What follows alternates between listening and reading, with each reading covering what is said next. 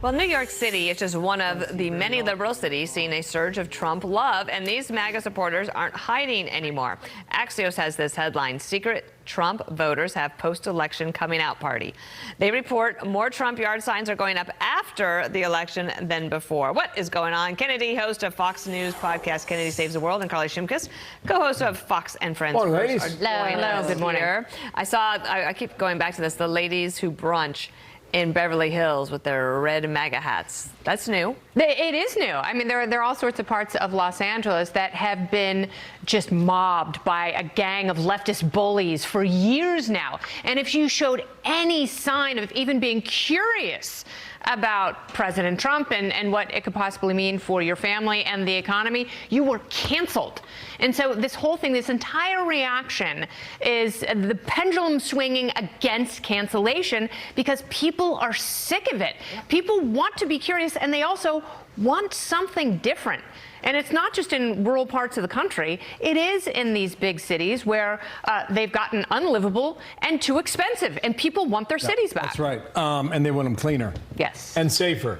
It took 8 years to get there, but it's okay to come out of the closet, apparently. Yeah, bingo. It's the first time that it really does feel, especially in blue areas, that it's not controversial to be a Trump supporter anymore. And by the way, Trump did better in all but two states this year than he did in 2020, Washington and Utah, and he won Utah, so that really leaves one.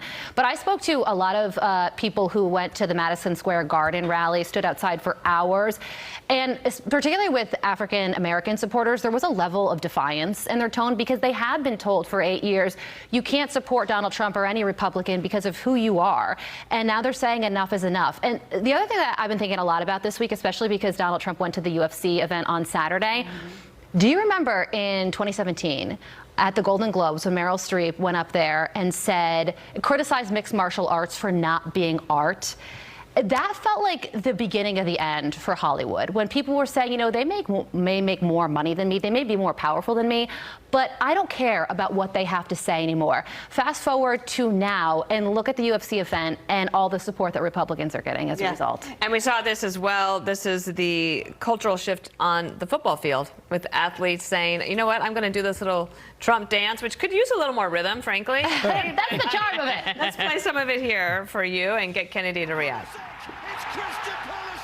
That's football. Yes, that's Captain America, Christian Pulisic, who is the captain of the U.S. men's national team, doing the Trump dance. And he said, yeah, I was doing the Trump dance. It used to be something that, again, could get you canceled. And then for a while, it could make people really, really mad. So if it makes people mad and it makes people laugh now, it is a cultural win. Right. And that's why you're seeing these guys do it, because they were told for so long that they were brutes and that they were thugs. Or you couldn't express anything, or you might get canceled.